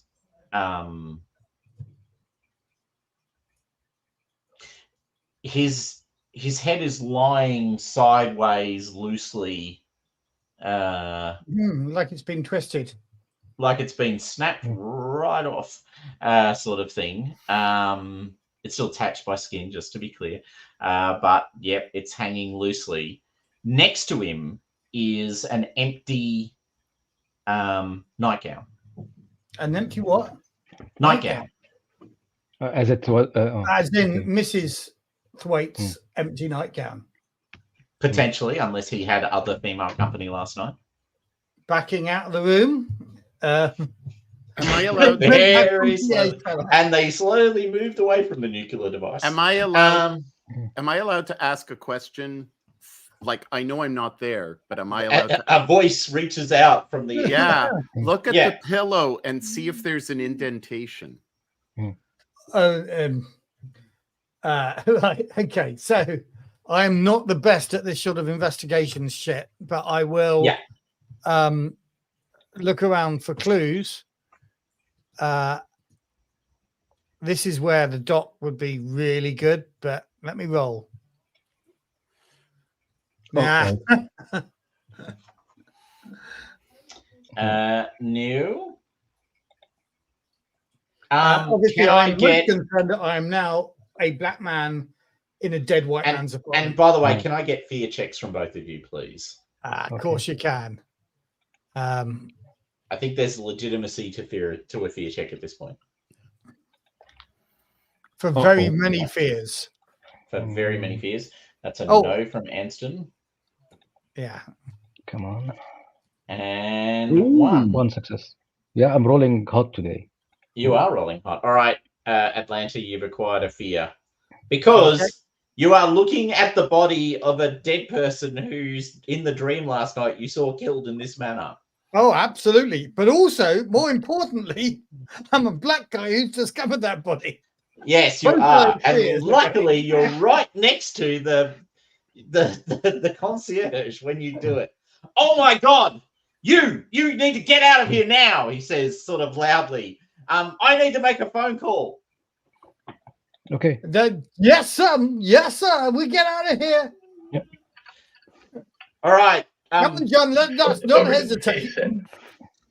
I am down those stairs, trying. And so let's say you kind of, but looking as guilty as shit. All right. So do you guys just bolt out of the building? Do you just disappear? Is he out of the room or? No, he's going into the room and then he's rapidly running to pick up the phone and ring the police. Can I see, before we leave the room, can I see something unusual in the room? Some sort of weird artifacts or weird things? No. Or maybe traces, or no traces for the wife, maybe? There is no sign of Catherine anywhere. You can't see her at all. I'm out of there, by the way. I'm not waiting for John. I told him to come with me, but I'm getting out. Right. Because you're not sure if your electricity company uniform will stand up to any degree of scrutiny. No, absolutely. I'm not wanting to be quizzed by the cops here. Is that a good point to... It is. It is the perfect point to stop. I have to go and pack and go to Sydney. So perfect. All right. I am back. I'm away next week in Melbourne, and then I'm back the week following. So that is the week from the 2nd to the 5th, and then I'm back at work on the 8th. Are you guys? We can sort of sort it out via Discord, but does that kind of vaguely work for you guys? Yep, Yes. should be fine. Yeah, perfect. All right. When sorry, the 8th? 2 weeks from now. Well, sort of roughly sometime between the 2nd and the 8th, and it would be the 7th for you. Okay. 7th could work. So sometime between the 2nd and the 7th, like one day in that grand space of time. Mm-hmm. It should be fine. Cool. Yeah, it should be fine. All right. I will end the stream. Thank you all. Thank you, everybody, for listening. Thank you, everyone. Thank you, James.